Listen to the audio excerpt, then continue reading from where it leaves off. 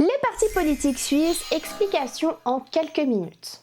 La Suisse, ses montagnes, son chocolat et son système politique unique. Mais au-delà de la démocratie directe, qui tient réellement les rênes au palais fédéral? Entre les systèmes de Milus et la fameuse formule magique, s'y retrouver parmi les sigles peut vite ressembler à une ascension du cerveau, sans guide en tout cas. Pourquoi avons-nous autant de partis qui défendent quoi et surtout comment ces forces opposées parviennent-elles à gouverner ensemble et collaborer ensemble depuis des décennies? Surtout que, comme vous l'avez vu dans cette vidéo, au niveau fédéral en tout cas, c'est le cas, ils gouvernent ensemble et de manière collégiale. Je te propose qu'on décode ici ensemble l'échiquier des partis politiques suisses en quelques minutes, parce que ça sert à rien d'épiloguer, de manière simple, neutre et essentielle. Mais avant d'aller plus loin dans cette thématique, laisse-moi te souhaiter la bienvenue et t'inviter à cliquer sur le petit pouce bleu afin de me soutenir dans mon travail et de t'abonner si tu ne l'as pas encore déjà fait et surtout si tu y reviens régulièrement. Et si tu arrives pour la première fois sur ma chaîne, eh bien moi c'est Lily, ici je traite de sujets institutionnels comme ici, mais pas seulement car il m'arrive de faire des comparatifs notamment avec la France où j'y ai vécu ou encore de mon pays d'origine qui est la Turquie. Bref, prêt à en savoir plus sur les partis politiques suisses? C'est parti!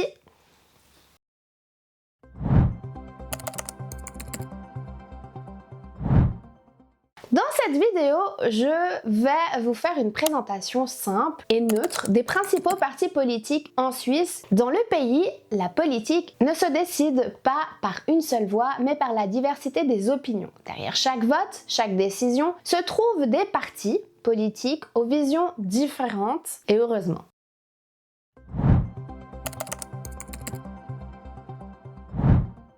Je vais commencer par vous présenter les partis politiques de droite. Alors, je ne sais pas si je monte du bon côté pour vous. Non.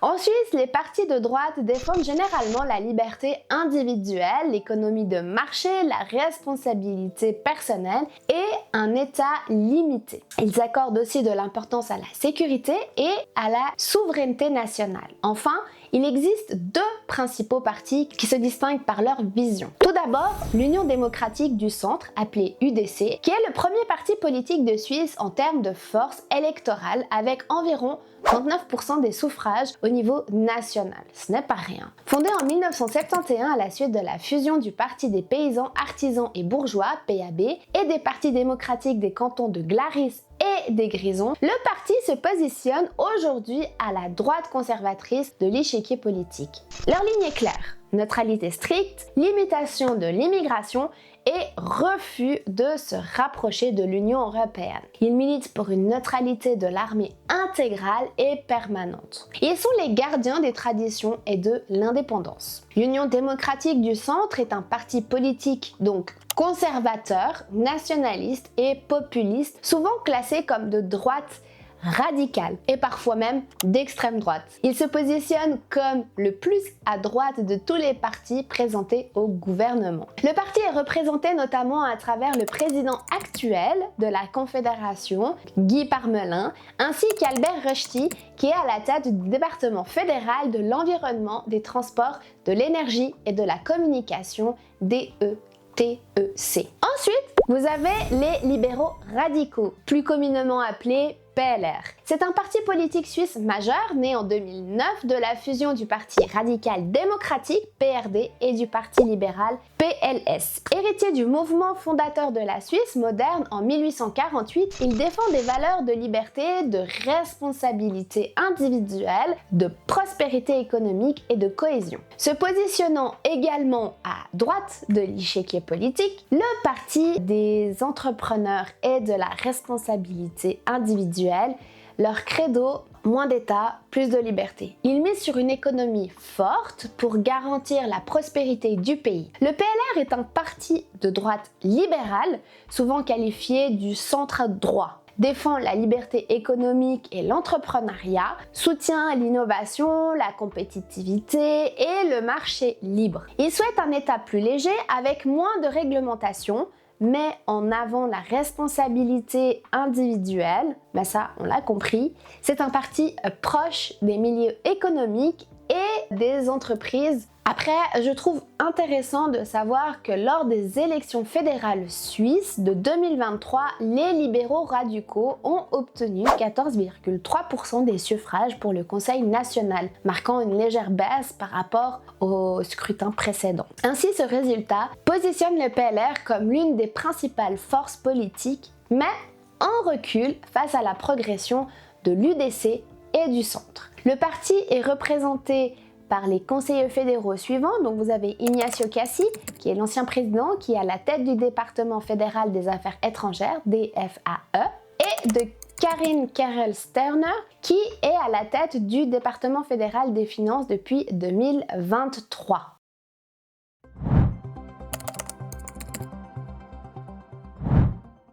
Maintenant, on peut poursuivre avec les partis politiques du centre. Vous avez le centre, anciennement PDC, fusionné avec le PBD, qui est un parti politique suisse majeur positionné au centre droit sur l'échiquier politique. Il prône une politique équilibrée, axée sur la liberté, la solidarité et la responsabilité tout en défendant le fédéralisme, l'économie de marché et des alliances pragmatiques souvent avec le PLR. Mais qu'est-ce qui les caractérise? Alors, tout d'abord, leur idéologie et valeurs. Le parti s'enracine dans la démocratie chrétienne, combinant des valeurs sociales, solidarité, avec une approche libérale en économie. Ces piliers sont la liberté, la responsabilité individuelle et collective, mais aussi la solidarité.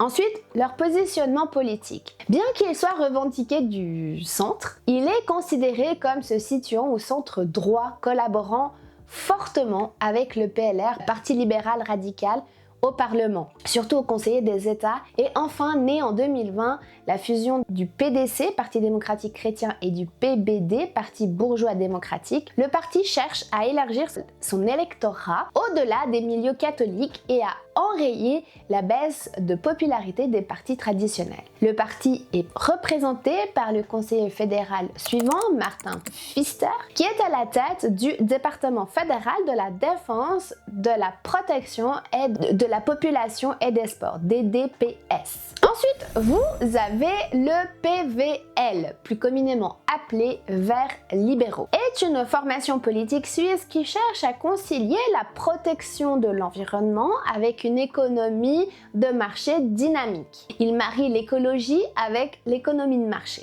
Pour eux, on peut protéger la planète tout en favorisant l'innovation technologique et le business. Mais qu'est-ce qui les caractérise alors? Eh bien, contrairement aux Verts traditionnels, plus à gauche, le PVL rejette le clivage gauche-droite et mise sur l'innovation plutôt que sur les restrictions. Donc l'économie défense de la propriété privée, d'un marché libre et d'une intervention limitée de l'État. Concernant l'écologie, utilisation de taxes incitatives de technologies innovantes pour réduire l'empreinte carbone sans freiner la croissance. Concernant la société, fortement progressiste sur les questions de société, exemple soutien au mariage pour tous, égalité des chances, etc.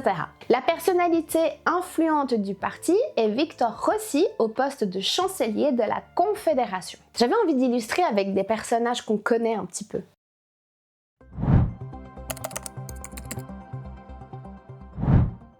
Terminons avec les partis de gauche. Alors, le PS, Parti socialiste, le contrepoids social. Ils se battent pour un État fort, des salaires minimums, une assurance maladie abordable et une plus grande égalité des chances.